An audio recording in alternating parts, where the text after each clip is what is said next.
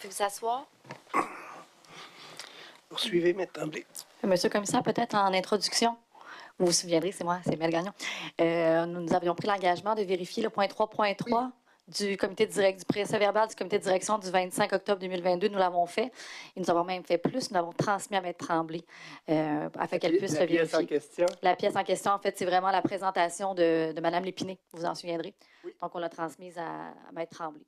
Merci beaucoup pour votre efficacité. Merci, c'est très apprécié. Monsieur le commissaire, dans la mesure où ce serait pertinent pour le témoignage du témoin, est-ce que ce serait possible d'en obtenir une copie également? Je verrai à vous la transmettre d'ici la fin de la séance. Je peux m'en occuper à l'instant. Oui. Oui, merci. Parfait, M. Gagnon va vous en transmettre une copie. Merci. Super. Merci.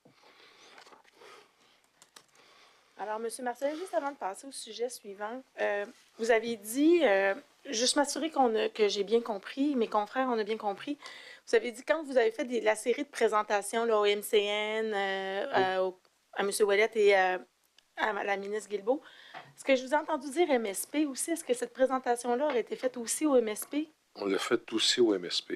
Ah oui? Oui. Est-ce que vous vous rappelez quand? Dans la même période, probablement, non?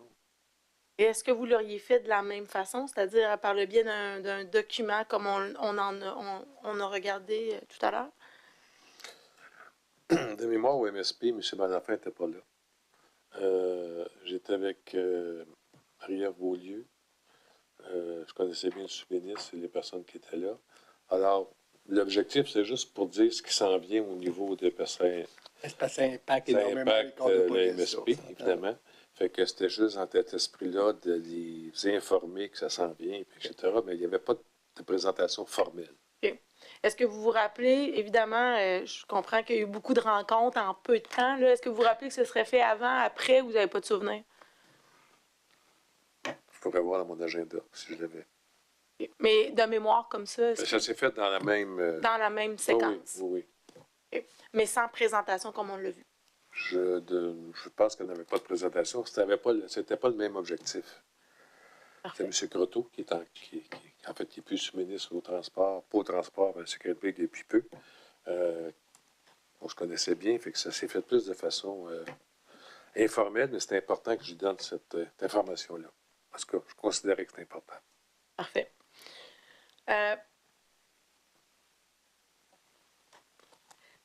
Maintenant, j'aimerais qu'on passe à la pièce 45 p 325, qui est l'onglet 38. C'est une rencontre du CA spécial. C'est un CA spécial. Mm-hmm. Alors, j'aimerais qu'on prenne le point 3. Casa Information et à la page 4 du procès verbal. Oui. À la page suivante, au dernier paragraphe du point qui commence par le vice-président. Voilà. Alors, le vice-président d'expérience numérique prend à nouveau la parole. Donc, on parle de M. Malenfant ici, c'est exact? Oui. Pour présenter la progression des activités d'assurance qualité comprenant les tests intégrés finaux 1 et 2, les tests de non-régression, les activités de la journée dans la vie et la performance globale de la solution. Je souligne que ces activités progressent bien, mais qu'elles ne pourront pas être complétées d'ici le 21 décembre 2022. Est-ce que c'est la première fois qu'on en entend parler que ça ne sera pas possible de compléter les tests avant cette date-là, de votre souvenir? C'est la première fois que c'était affirmé comme ça, de mon souvenir. Et il était clair, à partir de ce moment-là, qu'on ne pouvait plus penser à la livraison entre Noël et jour de l'an. Donc, si on poursuit, puis il approfondit les résultats des tests des 4 sous-processus qui empêchent le déploiement de la solution à la date prévue et informe les membres du plan d'action élaboré pour gérer la situation. De plus, il ajoute que le rythme des TIF 2 et des tests de non-régression dépend du déroulement des TIF 1. Par ailleurs, il souligne qu'en ce qui est trait à la performance globale de la solution, 75% des tests de performance ont été réalisés.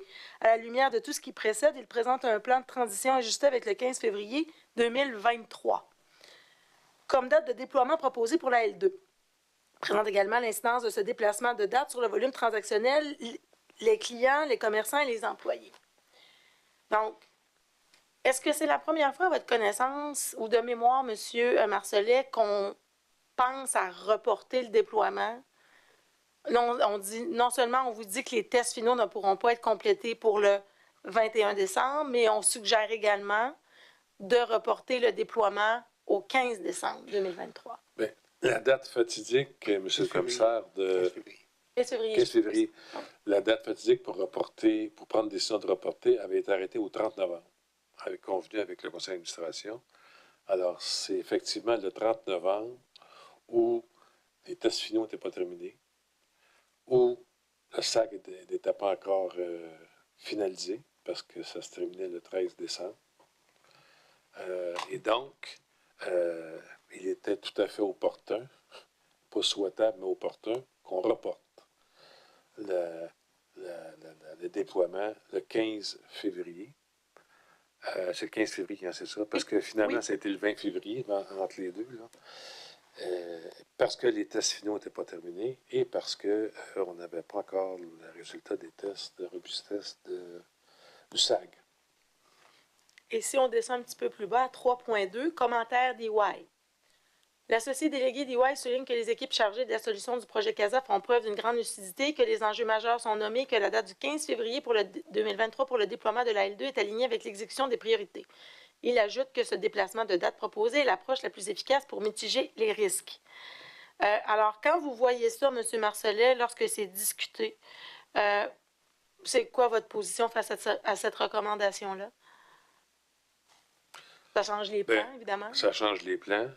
Moi, ça me réconforte qu'on prenne la décision de reporter la livraison parce que ça faisait un petit bout de temps que j'hésitais. Je trouvais que les délais étaient très serrés puis que je voulais pas que l'ambition de livrer dépasse le réalisme de la capacité du système d'opérer. Alors, moi, j'étais satisfait que ça soit reporté. On avait une fourchette où on pouvait le reporter dans le temps. Ça allait jusqu'à la fin février au maximum. Parce que le déremisage commençait dans les points de service habituellement, selon l'historique, au début mars. Et là, c'était l'affluence. Alors, on avait vraiment une fourchette auquel, évidemment, le conseil d'administration était d'accord aussi. On ne peut pas livrer, c'était pas fini. Étiez-vous préoccupé par le fait que, évidemment, délai égale souvent des coûts additionnels? Est-ce que ça a été discuté dans le cadre des conséquences? Oui, parce qu'on savait très bien que si on reportait le déploiement, bien, ça coûtait plus cher parce qu'il fallait maintenir le système, parce que la période tampon n'était plus de 6 journées fermées, mais de 10 ou 11 jours, si ma mémoire est bonne. Et là, il y avait un enjeu supplémentaire. Parce que là, il n'y avait pas de congé. On a même discuté de la possibilité de le faire à Pâques. On ne pouvait pas à cause de la période de dérémisage. De le faire à Saint-Jean-Baptiste. Il y a plein de discussions qu'il y a eu à ce moment-là. Puis c'était vraiment la meilleure solution à prendre de le faire en janvier. En février. Et peut-être juste pour notre connaissance, la fermeture, il y avait une durée où vous deviez fermer. Qu'est-ce qui vous fermez? Pouvez-vous nous expliquer un peu la mécanique de ce que vous deviez faire avant le déploiement? Oui. Parce que la question m'a été souvent posée, M. le commissaire, pourquoi vous faites ça tout d'un coup? La question a été reposée à à PwC au moment des crédits, parce qu'on fait un autre rapport, PwC, à la suite de l'arrivée de M. Duchamp. Et c'était clair que c'était la façon de fonctionner dans les circonstances. On ne pouvait pas, écoutez, je ne suis pas quand même un expert fait en informatique, là, mais on ne pouvait pas faire coexister les deux systèmes en même temps. Les nombreuses applications qu'on avait actuellement, je pense qu'il y a 300, et le CASA. Alors, ce délai-là était malheureusement nécessaire pour faire migrer tous les milliards de données qu'il y avait dans nos systèmes primaires pour les faire migrer dans le nouveau système. Il faut vous rappeler qu'il y a plusieurs photos. Chaque permis de conduire a une photo. Et donc, cette migration-là est plus lente qu'à cause des pixels d'une photo qu'une simple copie de... Alors, ça prenait tous les calculs avaient été faits, tout avait été fait, et ça prenait ce temps-là pour faire cette migration-là dans le nouveau système. L'ancien système, pendant la migration, était toujours existant. Ça veut dire que tant ou aussi longtemps que le système SACLIC n'était pas en opération, on pouvait revenir à l'ancien système. Le jour où on ouvre le système SACLIC, on ne pouvait plus revenir. Il n'y a pas d'alternative. Alors, il y avait des éléments de mitigation qui avaient été élaborés durant cette période-là, parce que le monde continue à faire des transactions au niveau routier. Et donc, le jour J, M. Malenfant appelait ça le jour du grand déménagement, de toutes les données qui sont envoyées dans le nouveau système. Bien, ça s'est fait entre la période du 15 au 21, au 20 février, je crois. Et c'est pour ça que c'était une façon qui, en matière TI, n'est jamais souhaitable, faire un Big Bang tout d'un coup. Mais dans ce cas précis-là, parce que, comme je l'ai dit, la question m'a été posée à plusieurs reprises. J'ai posé la question à plusieurs reprises, puis on me dit que on ne pouvait pas le faire à cause que si on change le système d'un côté, bien, comme tous les systèmes sont interreliés au niveau du permis de conduire, fait que si tu changes ton permis ou fais une transaction à cette île, bien, il faut que ça apparaisse dans le système de Montréal. Fait que on ne pouvait pas y aller par point de service, ce qui rendait compliqué la chose. Et ça, cette migration d'un système à l'autre prenait un certain temps, quelques jours, là? Ça prenait plusieurs jours parce que l'eau à transférer était colossale. Et durant cette période de migration de données-là, alors c'était quoi l'impact sur la clientèle? Bien, il y avait des services, mais pas tous les services. Les services les plus importants, il y avait des mitigations, donc des éléments qui permettaient temporairement de faire le transfert durant cette période-là. Le problème qui est arrivé, c'est que ça s'est perduré, là. Mais si ça avait été juste dans cette période-là, c'était gérable. Mais c'est arrivé ce qui est arrivé, là. Alors, tout avait été conçu pour permettre cette transition-là, longue, obligatoire, par le nombre de bêta transférés dans le nouveau système. Puis c'est énorme, là, comme les données, là. C'est vraiment colossal, là. C'était le système le plus important en transformation numérique en Amérique du Nord à l'époque, là. Alors, vous comprenez que c'est un gros dossier important. Alors, si je reviens au procès verbal, on voit à 3.2, toujours, si on va à la page suivante, que la direction recommande de fixer la date du déploiement utilisateur de la solution au 15 février 2023. Aussi, il est souligné que les coûts associés à cette date seront absorbés à même la contingence du budget du projet. Oui. Donc, je comprends que, et on voit qu'il y a une résolution un peu plus bas, si on descend le document, qu'il est décidé que le conseil d'administration approuve la recommandation proposée à l'effet de fixer au 15 février 2023 le déploiement utilisateur de la solution L2. Oui. Alors, le conseil d'administration, là, je comprends que c'est un CA spécial, là, sur CASA. Alors, il est décidé d'aller de l'avant avec la proposition et de reporter de plus ou moins 2 mois. Oui. Je reviens avec le fait que je vous ai demandé, quand on parle d'échéance ou de délai, ça vient avec des coûts. Oui. Alors, est-ce qu'ils ont été évalués à cette période-là, les coûts que ça allait engendrer, sans égard à est-ce qu'on a bien fait ou pas de reporter? Là n'est pas ma question, mais si on n'a pas le choix de procéder de cette façon-là, quels sont les coûts qui seront occasionnés par le report du déploiement?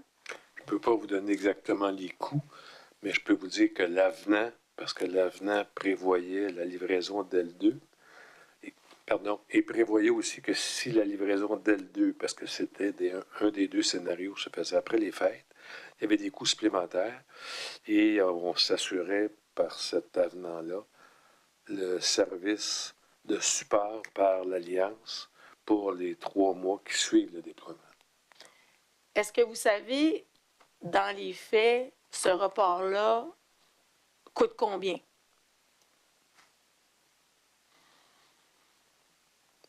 Je ne peux pas vous dire aujourd'hui, je l'ai déjà su, mais je ne peux pas vous dire aujourd'hui comment ça coûtait. Je peux vous dire que ça a coûté plus que c'était prévu à cause de la prolongation des problèmes d'où et probablement le nombre d'avenants qui a été fait par la suite pour couvrir le temps supplémentaire, les employés et tout et tout.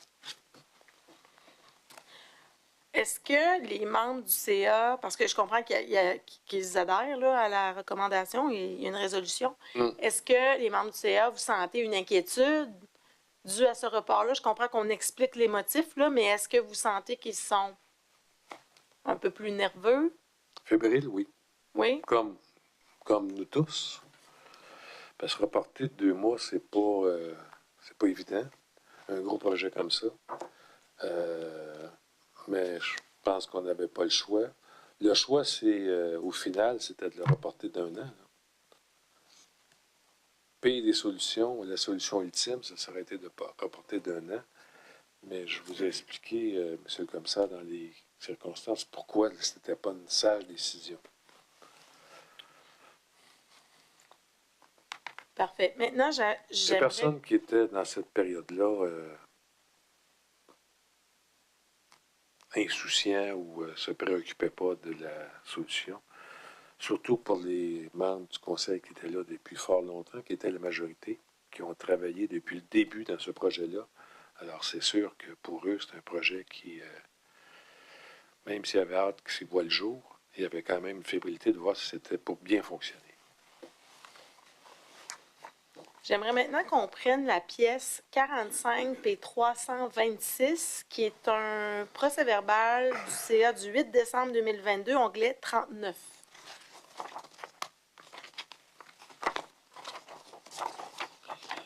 Moi, j'ai rien dans l'onglet 39. Vous avez rien à l'onglet 39? Je suis désolée. Je vais le voir à l'écran. Vous allez voir à l'écran, Oui, je suis ça va. désolée, il doit y avoir une erreur dans la confection du cahier, je m'en Je excuse. peux comprendre avec le nombre de documents qui est manipulé. Hein. Mais on va vous le déployer à l'écran. J'aimerais qu'on aille à la page 4.7.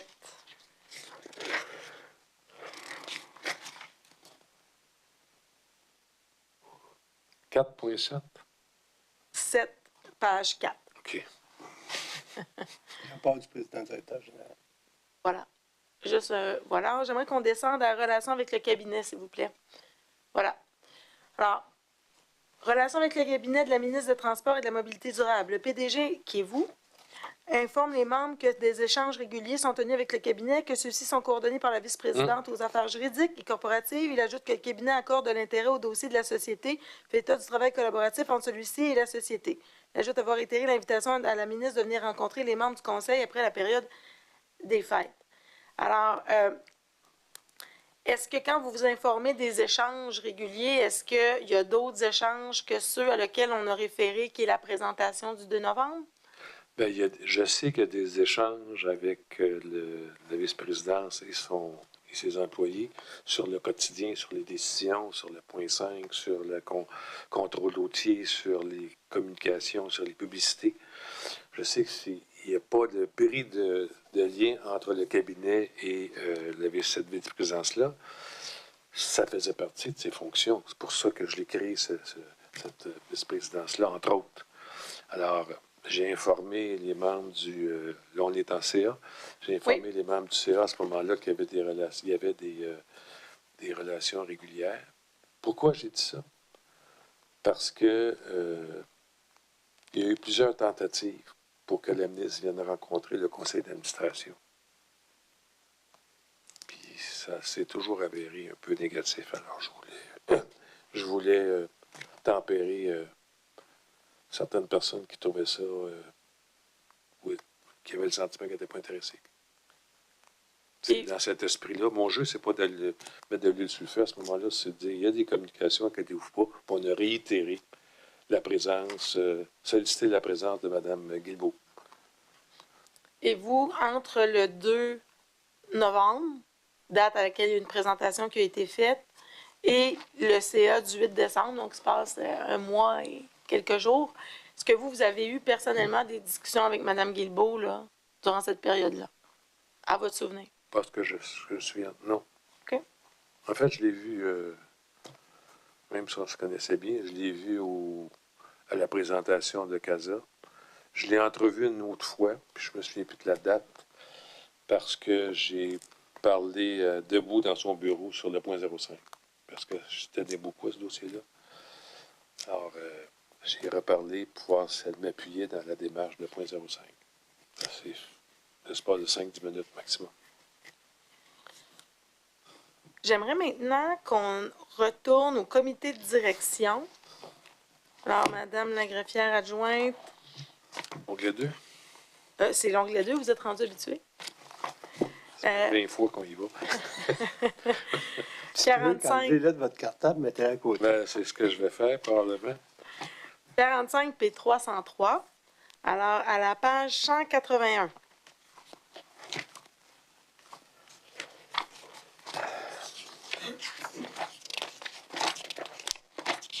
Oui.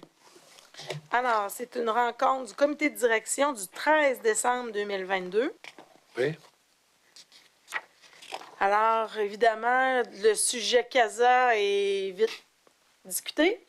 Alors, au point 3, voilà, alors, M. Carmen-Enfant informe les membres de l'avancement des travaux pour la régularisation des problématiques identifiées comme majeures. La cadence a augmenté, les travaux avancent selon la planification prévue.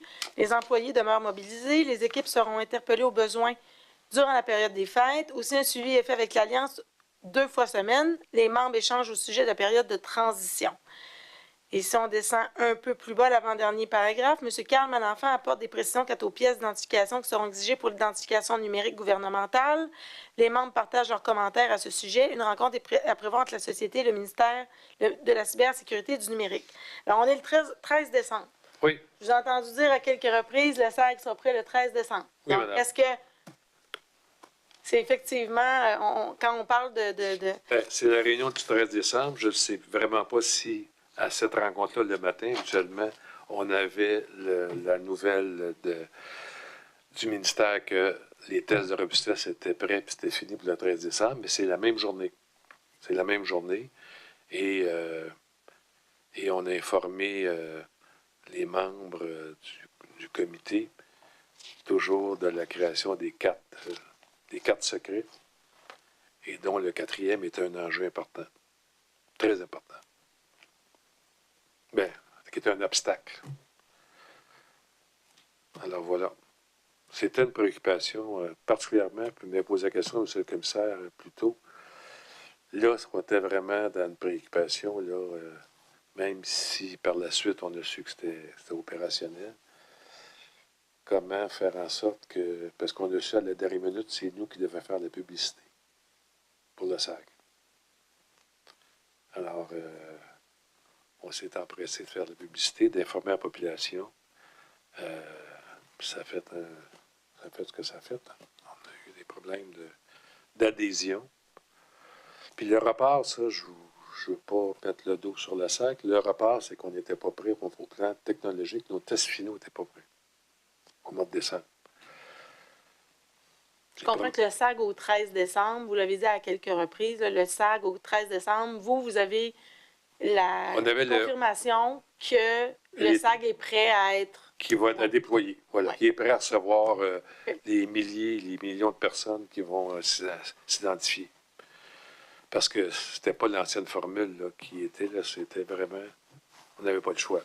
Alors, on s'est empressé de faire des communications, de la publicité. Et c'est là, je pense, que j'ai ressaisi M. Ouellet pour l'informer qu'avec... C'était au début décembre, je pense, qu'il y avait 4 secrets. Il en a peut-être oublié un, mais il ne savait pas qu'il y avait un 4e secret. Puis, il était surpris. je comprends qu'au 13 décembre, la décision de la SAC est déjà prise de reporter le déploiement au mois de février. Pour 2 raisons. Encore une fois.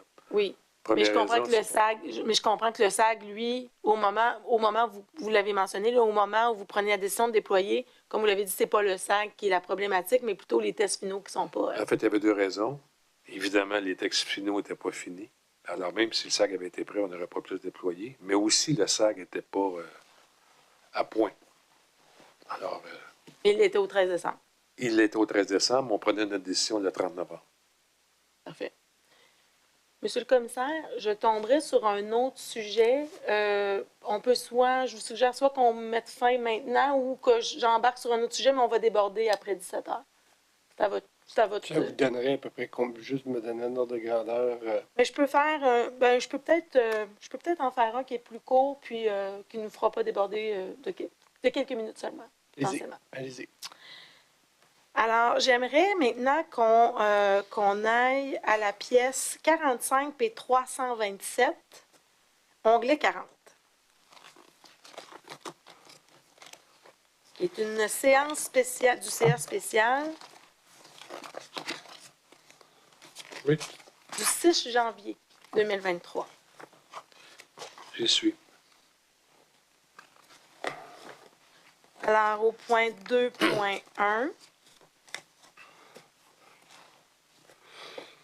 alors encore là, c'est un CA spécial. M. Marcelet, je comprends que le sujet est CASA. C'est exact? Inévitablement. Alors, à 2.1, si je vous amène le paragraphe commence par le vice-président. Alors, le vice-président, et quand on regarde un peu plus haut, le vice-président de l'expérience numérique, donc on parle de M. Malenfant. Effectivement. Exact? Effectivement. Alors, débute la présentation en informant les membres de l'avancement des travaux des dernières semaines en ce qui a trait au déploiement du projet CASA. Il souligne que les tests intégrés finaux ont bien progressé et que leur indicateur est passé au jaune. Il ajoute que les travaux effectués pendant la période des fêtes ont permis de faire évoluer l'indicateur en lien avec la facturation de rouge à jaune. Puis il mentionne que l'enjeu actuel réside dans les allers-retours entre la société et chaque partenaire pour compléter les essais pour résoudre les anomalies. Et si on va au dernier paragraphe de la page, à la lumière de ce qui précède, la direction recommande de fixer la date du déploiement utilisateur de la solution au 20 février 2023 plutôt qu'au 15 février 2023. Donc, on reporte d'un 5 jours additionnel. Oui, effectivement. Alors, je comprends encore là que c'est une question de tests qui avancent bien, mais qui ne sont pas encore là complétés. Ils ne sont pas satisfaisants pour donner un oui sur le go. Et vous, à cette date-là, êtes-vous confiant qu'on va réussir à le faire pour le 20 au final? T'es nerveux. J'espérais que le 20, c'est la dernière fois, parce que si ça dépassait ça, on aurait été tout là. Mais j'avais une condition. Faites-moi l'état des tests finaux. Et quand on regarde un peu plus loin, à la page 3, oui. La résolution, alors on comprend que c'est exprimé au CA et les membres du CA adhèrent à la recommandation de la direction. Et il est décidé que le conseil d'administration approuve la recommandation proposée à l'effet de modifier le calendrier des échéances afin de fixer au 27 janvier 2023 la date du début de l'arrêt des services transactionnels, fixer au 20 février la date de déploiement de la solution. Oui. Donc, je comprends, M. Marcelet, qu'on doit, ce que vous nous avez expliqué un peu plus tôt, c'est-à-dire qu'on doit arrêter les systèmes le temps de la migration, on garde que quelques... Regardez les applications en forme de mitigation les plus importantes, là. Mais c'était pas tout. Et je comprends que là, on arrête pendant 3 semaines. Oui. Là, la période d'arrêt est un peu plus longue, c'est ce qu'on doit comprendre. Oui, c'est 12 jours, là, si on enlève les week-ends. Parce que les week-ends... Qu'est-ce qui explique que là, ça doit être plus long? Est-ce que vous le savez? Versus avant, où on disait 5 jours, on a parlé de 10 jours. C'était 6 jours, mais avant, il y avait les congés. Alors, les congés, on ne comptait pas comme une... Tu sais, le temps des fêtes, il y a 2 jours à Pâques. Des journées ouvrables dont vous parliez. Quand vous parliez de 6 jours, c'était des journées ouvrables. Oui, voilà, Okay. voilà. C'est pour ça que le délai paraissait plus long, parce qu'il n'y avait pas de congés. Puis la Saint-Valentin, c'est pas congé. Fait que ça n'a pas compté. Ça a compté comme journée ouvrable. Et est-ce qu'à ce moment-là, les membres du CA, parce que là, on reporte encore, on reporte pour une Oui. période, on arrête ça 3 semaines, là. Les membres du CA réagissent comment? Est-ce qu'on les sent plus nerveux? Je pense que les membres du CA, comme moi, on aimait mieux reporter jusqu'à une date limite que de pousser quelque chose qui n'est pas prêt.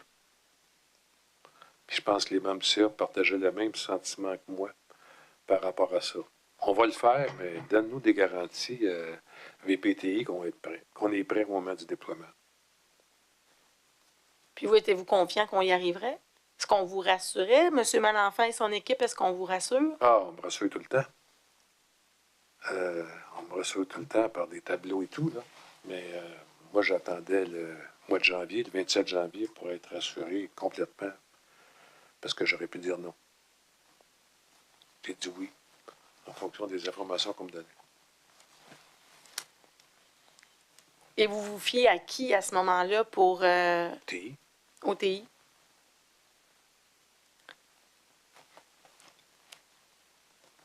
Alors, on comprend. En fait, il y avait 2 personnes clés. Il y avait Carl Malenfant et il y avait Caroline Busque, qui était son bras droit, qui souvent était représentée, qui souvent elle était là. Alors, les deux confirmaient ce qu'on entendait, ce qu'ils nous disaient. Alors, M. le commissaire, là, je vous propose les 17 heures pile. Journement, 9 h demain matin. Bon? 9 h demain matin. Suite de votre témoignage. Oui, Je rappelle mon ordonnance. pas de souci. Merci, bonne Demain. soirée. Bonne soirée. On peut laisser nos documents ici? Oui. Parfait. On a besoin de la salle ce soir. Ajournement demain 9h. D'accord. Bonne soirée. Merci. Bonne soirée.